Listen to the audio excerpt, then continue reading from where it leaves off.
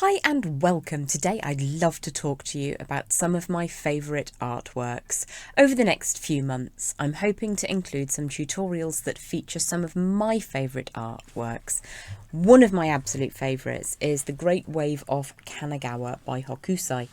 This is a very literal translation that I crafted years ago when I worked on TV, and now I want to share with you a design that's a little bit less literal but very much inspired by this fabulous piece of art. So this is my interpretation of The Great Wave of Kanagawa by Hokusai. I'd like to share with you some details about the artwork, and I'd love to show you how to create this piece. Let's head down to the board and we'll take a closer look now. Firstly, I'd like to add the caveat that I'm not an art historian or expert in any sense. This piece just happens to be an absolute favourite of mine, and not just mine it seems, as it's said to be one of the most produced art images of all time. The Great Wave of Kanagawa, created by Katsushika Hokusai, was the first of his series 36 Views of Mount Fuji and is officially entitled Under the Wave of Kanagawa. Released around 1831, the Great Wave polychrome woodblock print were designed to be available as affordable reproductions for everyday people. The scene shows 3 fishing boats surviving a heady storm with Mount Fuji shown beyond, and features the then revolutionary Prussian blue pigment, which was designed to be fadeless. Hokusai inspired many artists, including those of the Impressionist movement, notably for myself Vincent van Gogh, as well as Japanese artists Hiroshige and Kuniyoshi, who also became well known for wave-oriented artworks later on. Now, if I'm mispronouncing any of these words, then Japanese is not a language that I speak, so please do forgive me. There are said to still be around about 100 or so prints, or copies if you prefer, of this still in existence, and I'm hoping to go and see one in the city of York later on this year. Let's create our very own Great Wave inspired pendant. To create our Great Wave inspired pendant, we're going to be using some genuine gemstones. So to work with today, I've got this beautiful piece of very scenic looking lapis lazuli, and I've generated the demonstration piece with some window onyx druzy. It doesn't go all the way through, but there is a beautiful cavity there. So that's just something that has been waiting around in my collection for best part of a decade for me to find the right thing to work with it. So that's the front of the design that we're going to create together. And then on the back I have used something that I've done before in the past, and for this I took inspiration from my South Seas pendant design. If you want to check that out, I'll pop a card up here so that you can follow that link. I'll also pop it in the description so you can check it out if you want to see how to put this back on later. The bale I've chosen is my Loki bale, and if you want to see how to create that, I'll add a link just now so that you can pop over and create that bale if that's to your taste. However, there's a whole bunch of bales that you can use on that link to generate one that you think suits this design. So without further ado, let's take a bit of a look at what we're going to be working with. Now, I've got a relatively shallow but quite steep-sided cabochon in this lapis lazuli today. I'm also going to be using 1mm 18 gauge, 0.8mm 20 gauge, and 0.4mm or 26 gauge wires. I'm working with soft bare copper, or raw copper if you prefer. The tools I'm going to be using are my standard tools. So we've got flush cutters, we've got bent chain nose pliers. You could use round nose pliers, bale makers, or your memory wire finishing pliers.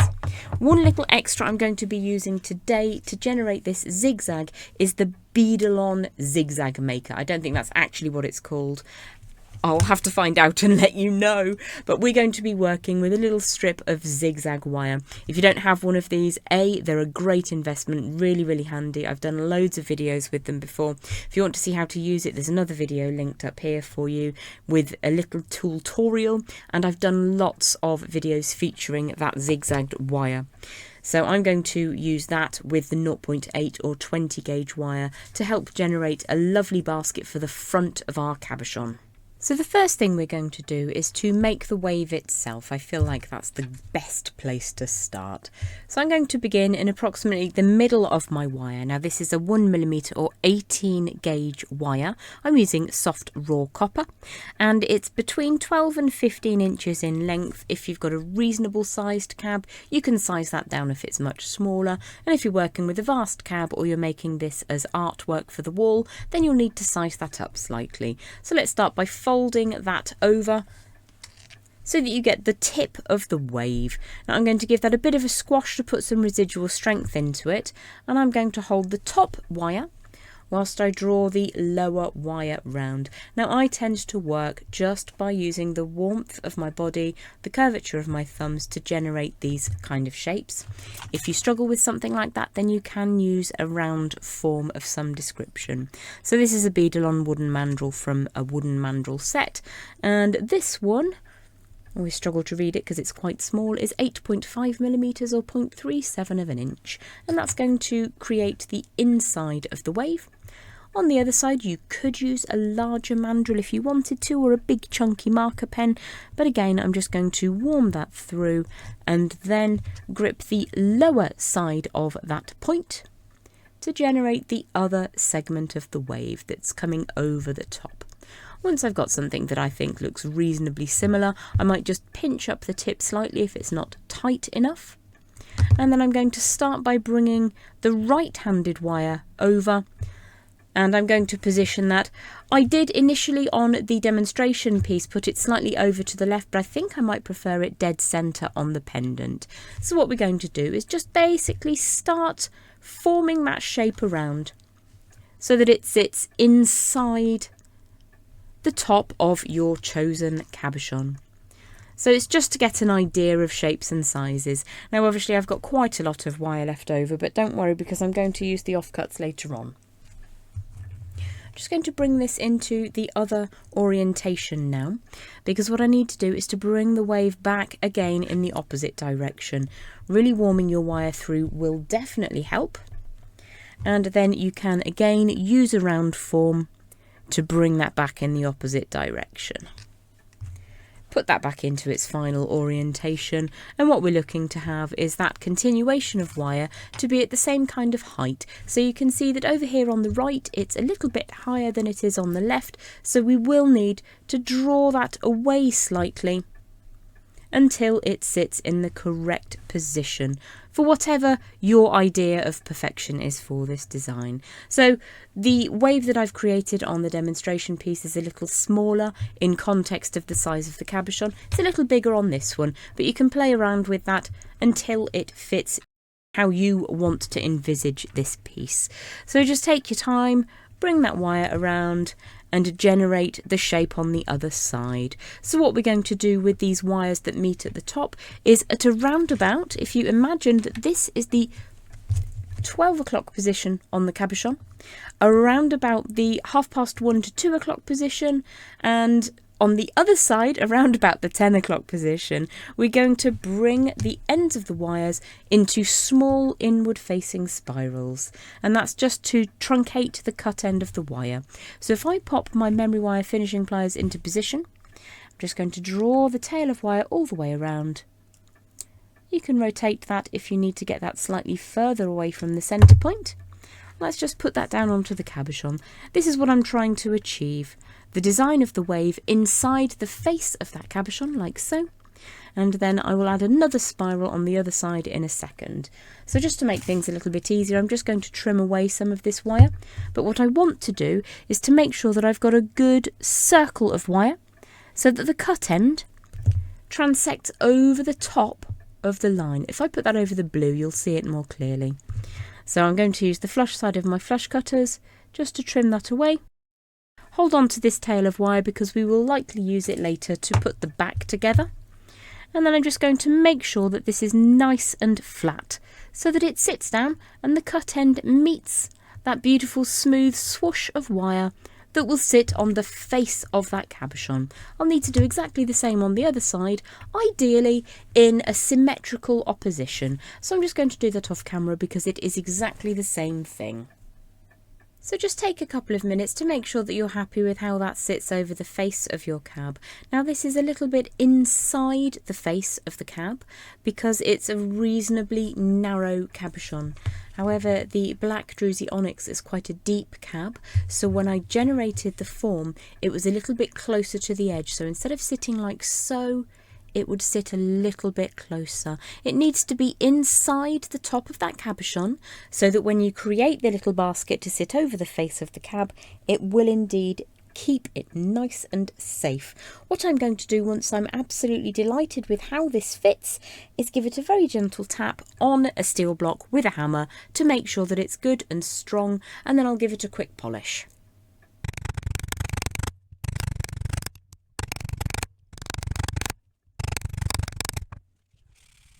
Thanks so much for continuing to support and watch the Gemhawks YouTube channel. Every like, comment and subscription really does help me to be seen by the wider YouTube community. If you wish to assist further in the running costs of the channel, then I do have memberships which you can find out more about from my homepage here at YouTube. I used my beadle-on wire crinkler, which is in fact what it's called, to generate this length of zigzag wire. Now they are well worth it. I find use for it all the time.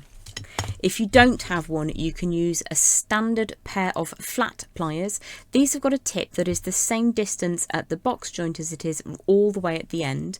And what you can do to generate a zigzag is just to pop those pliers in, twist it backwards and forwards until you get your little length of zigzag wire. So it's not quite as even, and you will have to take a few minutes just to get that so that all of those angles match up, but you can create it without that specialist tool if you don't have one, or if you just want to make one right now. If you do have the beadle-on wire crinkler, I find that the shrinkage rate is about 75%. So if I decide that I want a length of crinkled wire that's 7.5 inches in length, I will need to start with a 10-inch length to generate that. So I have used 0.8mm or 20 gauge wire to create this little crinkled wire or zigzag segment. And what I tend to do is to cut directly at the tip of one of those zigzags. Let's get that in the scrap pot for melting later. And I'm going to use my small side on those memory wire finishing pliers. If you don't have one of these, the pin is 2mm. And what I'm going to do is I'm going to bend that zigzag inwards so that we get a nice loop on the end so that there aren't any sticky outy bits that could be a hazard for catching on things or coming undone. So if you turn that all the way around, the 2mm pin just closes that up really nicely. Once it's closed up, I'm going to give it a really firm squish to make sure that it's nice and tight. And then I'm just going to pull that back so that it sits on the end of that zigzag really nicely. The next thing we're going to do is to just ensure that we're happy with how the Great Wave sits inside the face of the cab. Pop the cab out of the way for a little while. And what we're going to do now is to attach the zigzag to the outside of the wave section. Now I've cut a length of 0.4mm or 26 gauge wire to join this together. What I'm going to do is to lay about 2.5 inches over the end of the design. I'm just going to pop the wave segment down for a moment, and I'm going to wrap twice around the last little peak or trough, whichever way you're looking at it, in that zigzag. So about 2.5 inches over the end. Just wind around a couple of times to get a joining on point. I'm then going to put this back into the correct orientation, and I'm going to sit the loop created by that last zigzag on the top of my wave design so that it sits outside. So everything is completely flat as if it's between two panes of glass. And what we're going to do is we're going to just ignore the short end for a moment. We're going to draw the long end all the way around so that it joins the zigzag section to the wave section. I'm just going to push that up inside, and then I'm going to wrap once around just the wave section. So you can just about see that pass of wire lazily wrapping around just the wave section. I'm going to push that wire up again, and then I'm going to wrap together the valley, as it were, of the zigzag section and the wave section together. So you can see where that loop sits on top of the loop at the end of the wave section.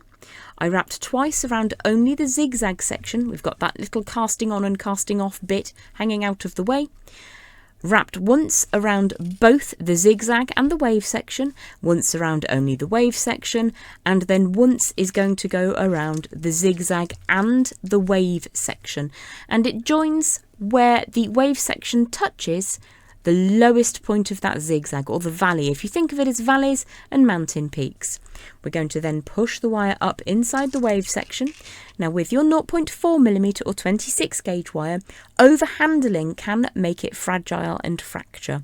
So I'm trying to handle it as little as possible, whereas I'm always encouraging you to warm through the heavier wires with the lighter wires. Try not to touch them too much, especially if you have hot hand syndrome. So a lazy wrap, just going around only the wave section, and it sits just between those two valley points.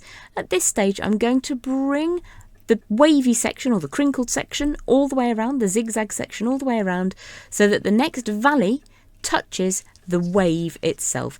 So push up the rest of that fine wire, try not to handle it too much, and then wrap around both the zigzag section and the wave section at the valley floor. So continue to do this all the way around, handling that finer gauge wire as little as you possibly can. You can use a pair of pliers to pull that through if you want to, but I find that sometimes you can actually make it even worse. So every time you're adding one of those valley sections, just bring that around and attach those two together. I'm just going to do one more with you. Pull that nice and firmly into position.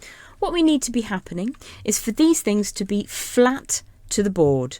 They need to be side by side. It's very easy to start putting the zigzag section physically stacked on top of that wave section. That's not what we want at all. We want to bring them together side by side. So continue all the way around. As you turn the corner, it's much easier to bring that wire through.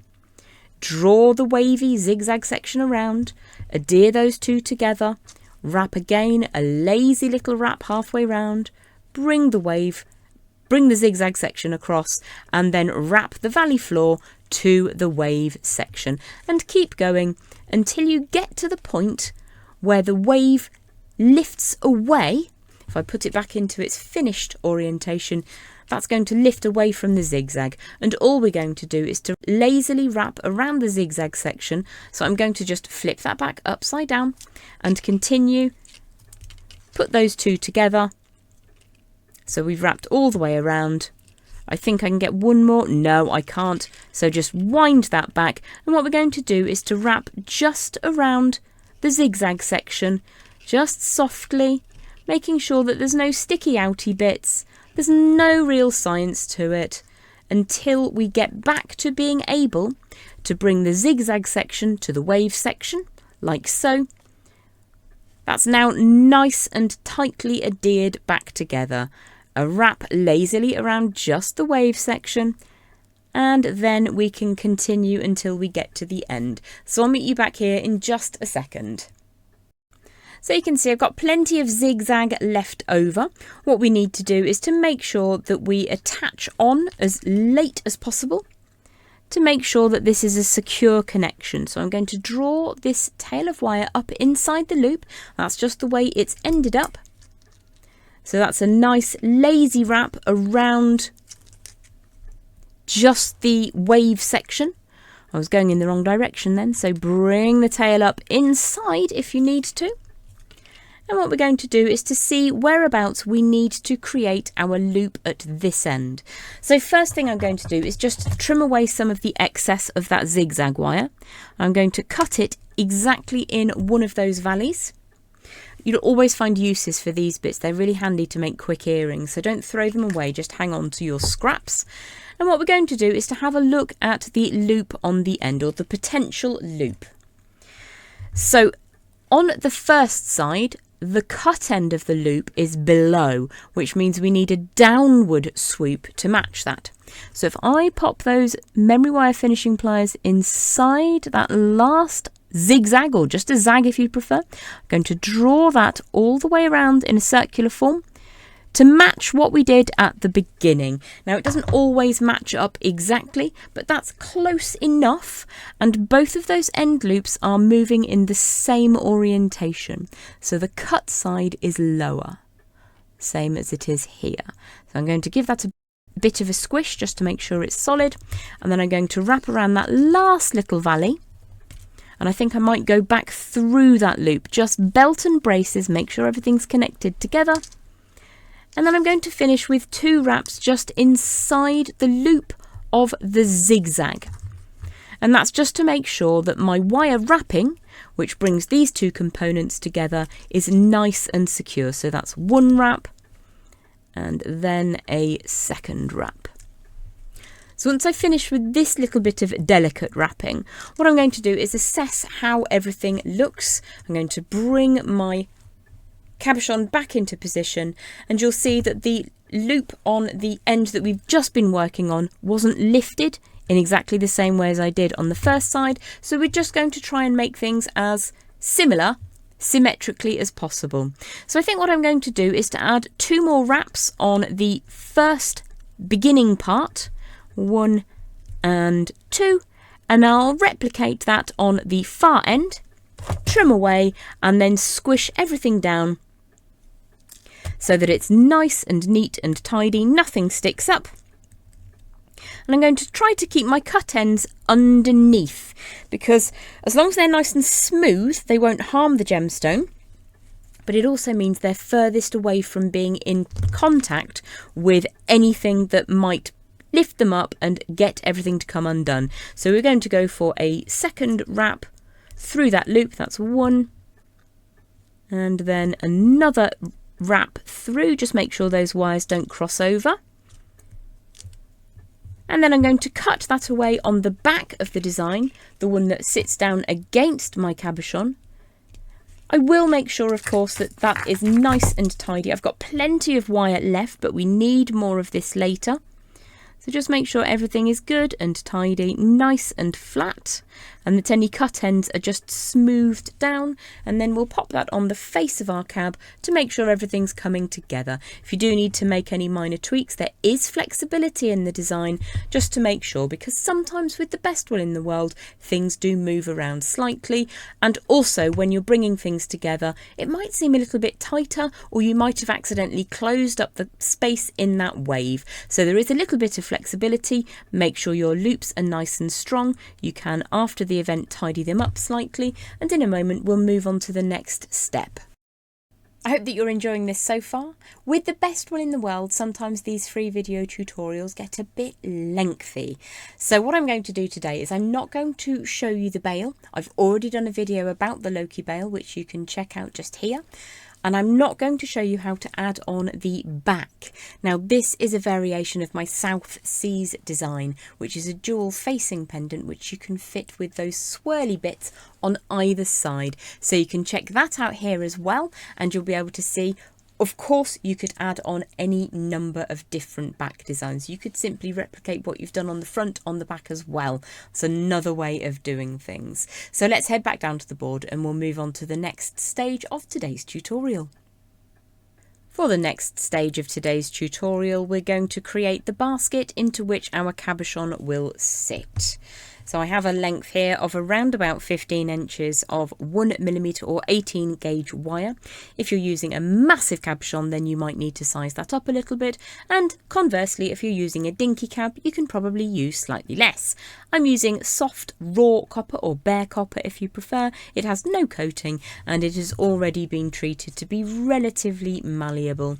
However, smoothing and warming that through between thumb and forefinger is always going to be useful. So let's get our front wave section out of the way, and what I'm going to do is to just make a general shape by pressing my cab down onto some cushioned back ground that won't hurt it, and I'm going to fold the wire around. Now, wire will always spring out larger, as you can see, but it does give me a great place to start. What I'm looking for is a good replication of the size of the cabochon. So I'm just pressing the cab down and drawing the wire around. Now, it does get quite springy, but it will give you a really good place to start. What we're going to do here is just to fold those wires over at the top so that we know whereabouts to put our wires that will become the bail. Now, there are many hundreds of different ways of creating a bail, thousands probably, and every maker has their preferred. This is my design of the Loki bail, which you can find here if you want to look at that specific bail, but there is a whole playlist featuring different ways that you can add bails to your designs. So let's just pop that cabochon back in.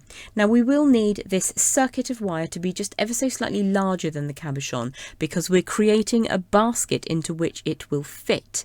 If you make it exactly the same size, by the time you've wired everything together, you'll struggle to get it inside. So you do need to have that just ever so slightly larger. So I'm going to continue to just compress those ends, giving it a little bit of a bounce until there's between 1 and 1.5 millimeters between the cab and that wire frame. The next thing to do is to create uprights for that bail, unless you have a very specific design in mind, in which case go your own way with the bail. What I'm looking to do here is to find the 12 o'clock position, move slightly to the right hand side for the right hand wire, and then slightly to the left hand side for the left hand wire. Now, something that I do almost every single time is mess up that placement. I don't quite get it in the middle. So do take your time, take a moment, and just make sure that you're happy with how that sits. I'm just going to draw these two wires ever so slightly outwards. It looks like an old-fashioned cartoon TV now. And I'm just going to continue to just press until this sits a little larger than my desired size. Now, if you ever end up with little scraps of that light wire, the 26 gauge 0.4 millimeter wire, it's really handy to just hold this together.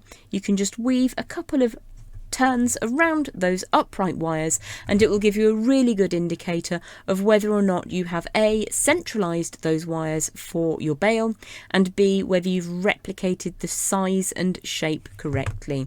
That looks okay to me, so I'm just going to make sure that those two wires go up in a straight line rather than slightly wiggly, which is what they're doing right now. So just take your time, make sure that you're happy. And of course, I did just pull that one up to the side by accident. So again, just take a moment to make sure that you're happy with how that is sitting together. The next thing we're going to do is to bring back in that 0.4 millimeter or 26 gauge wire. Now, I would recommend utilising around about 18 to 20 inches of this fine wire to bring everything together. Again, the caveat being, if you have a very large cab, you'll need to size that up, or a very small cab, you can probably use slightly less. What we're going to do now is almost the opposite of what we did when we connected the wave to the zigzag. We're going to take the outside edge of the zigzag to the frame wire. So you can see that we're going to need to just stretch this out ever so slightly, and I'm not overly worried about any of that. It may be that we actually draw things together. What we don't want to do is to get these two wires crossing over, because then we won't be able to get the cabochon in. So just take a moment to make sure that everything is coming together exactly how you want it to. There being a gap at the top is not a problem at all. I think it actually adds to the open sky aesthetic of the original painting, from which I took inspiration for this piece. Make sure that you get your end loops, both of them, sitting equal and opposite underneath those upright wires, which will become your bail later. And all we're going to do now is to repeat what we did with adding the zigzag to the wave. We're going to add the zigzag to the frame. So it's exactly the same technique. I'm going to bring that wire the halfway point, and again it's around about 18 to 20 inches of wire. Bring the halfway point through, and I'm going to wrap once around only the frame. And that's going to sit equidistant between the valleys on the zigzags. Let me just make sure that you can see that. And then I'm going to wrap around the valley floor and the zigzag, bring those two together, and then a lazy wrap around just the frame. So you can see that's going down in the centre of that, underneath the mountain, and continue all the way around. When you get to the end, just make sure that you wrap off with the same number of wraps around that frame. I'll show you what I mean now on the finished piece. So just up here, let's take that mandrel out now. Just up at the top where I finished wrapping the zigzag section to the frame, I finished off with 15 wraps around the frame because I had plenty of wire. As long as you get a good 3 or 4 wraps, that is more than enough. You may like the aesthetic of filling all the way across to the upright bends where you're going to generate your bail. So this is my Loki bail. You can find out how to make that here on the Gemhawks YouTube channel. On the back of the design, I have made sure that that basket at the front is slightly domed. Let me show you. I'll show you how to do that in just a second. But on the back, I've added some spirals, some double spirals, and you can find out how to do that on my South Seas cab pendant. Again, these will be linked in the video description. It's a very simplistic design. I'm using some of those scraps of wire that we cut off earlier. It's 1mm or 18 gauge, and it's spirals just added on to the frame. Connected together, there's just 2 pieces of wire here on the back, and then it's connected from the frame to the spiral, spiral to spiral, and the same on the other side. So it's a very easy way to finish off the pendant. There are many ways that you can finish the back of a pendant as well. I have a corset back design which you can see here also. Lots of choices in how you can finish this off. I'm just going to do a little bit more work on adding the zigzag wave section to the outer frame, and then I'll show you. I'll just gently add some wiring up here to replicate what it would look like with a bail, and then I'll show you how to create the domed basket effect so that everything can come together. So I finished wrapping the zigzag and wave section to that outer frame, and as I mentioned, I've just used a scrap of wire to tie together those 2 uprights which will later become the bail, and it's just a little scrap of that 0.4mm or 26 gauge wire. Try not to poke yourself in the fingertips though, it can be quite pointy. So I've centralised those end loops, and I've got my wave looking how I want it to look. You can even at this stage refine the tip of the wave if you want it to come over slightly more.